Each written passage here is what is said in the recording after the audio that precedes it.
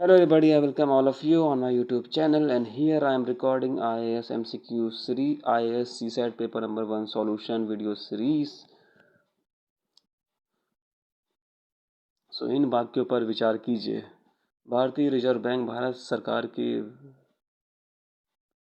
प्रतिभूतियों का प्रबंधन और सेवा करता है, लेकिन किसी राज्य सरकार की प्रतिभूतियों का नहीं। बिल भारत सरकार द्वारा जारी होते हैं और राज्य सरकारों द्वारा कोई भी बिल जारी नहीं होता है। बिल ऑफर सममूल्य से छूट पर जारी किए जाते हैं। ऊपर दिए गए वाक्यों पर विचार कीजिए। Option number C. अगला सवाल, पृथ्वी का चुंबकीय क्षेत्र हर कुछ 100,000 वर्षों में उलट जाता है। जब पृथ्वी का निर्माण 4,000 मिलियन से अधिक वर्ष पहले हुआ था, तब वहाँ 58% ऑक्सीजन थी और कोई भी कार्बन डाइऑक्साइड उपलब्ध नहीं थी। जब जीवित जीवों की उत्पत्ति हुई तो उन्होंने पृथ्वी में प्रारंभिक वातावरण को संशोधित किया। Option number C 1 and 3। अगला सवाल, वानाराई पेट्या एंड इंटरनल ब्लू शब्द हाल ही में कभी कभी समाचारों में उल्लेखित हैं। ये है साइबर हमले से। अगला सवाल, भारतीय खेती में परिस्थितियों के संदर्भ में कृषि संरक्षण की अवधारणा का महत्व है। निम्नलिखित में से कौन संरक्षण कृषि के अंतर्गत आता है? Option number 4, 1, 2, 3 and 5।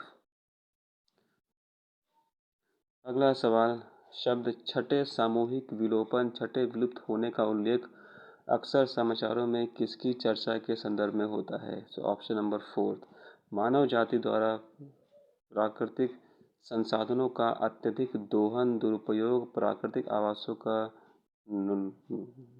नुकसान, पारिस्थितिकी तंत्र का विनाश, प्रदूषण और वैश्विक जलवायु परिवर्तन। निम्नलिखित में से किसने भारत में अंग्रेजी शिक्षा की शुरुआत की? 1813 का चार्टर अधिनियम, सार्वजनिक निदेश की सामान्य समिति और आतंकवादी विवाद। इनमें से जो उपरोक्त आंसर है आप उस पर निशान लगाइए। आपका जो उचित आंसर है वो है 1 और 2। अगला सवाल, निम्नलिखित में से कौन सी एक आर्टिफिशियल झील है? Option number A. अगला सवाल, प्रधानमंत्री कौशल विकास योजना के संबंध में निम्नलिखित कथनों पर विचार कीजिए। ऑप्शन नंबर सी 2 और 3। अगला सवाल, 1920 में निम्नलिखित में से किसने अपना नाम बदलकर स्वराज्य सभा कर दिया था? Option number A, all India home rule league. आज का आखिरी सवाल, निम्नलिखित में से कौन सी घटना सबसे पहले हुई थी? ऑप्शन नंबर बी, दीनबंधु द्वारा नील दर्पण लिखा गया था। Thank you so much. If you have any questions or any doubt, you can ask me in the comment section. I will answer them. And apart from this, it's my humble request.